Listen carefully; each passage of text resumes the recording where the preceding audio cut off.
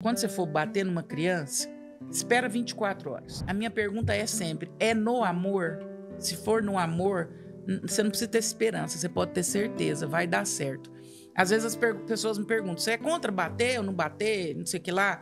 Eu falo o seguinte, quando você for bater numa criança, espera 24 horas. Ela fez a merda hoje. Amanhã, se você continuar com vontade de bater, bata. Na verdade, quando a gente bate numa criança, a gente não bate por amor, a gente bate por raiva.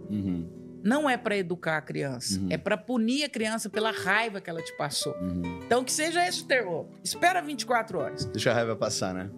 Se for por amor, se você achar que ainda vale a pena, e em geral, depois de 24 horas, você não vai ter coragem, porque a raiva passou. Então, a ferramenta para criar maturidade e essas questões, esses insights, eu acho que é sempre o amor. O amor, ele é a métrica. E aí a gente tem um resultado aí.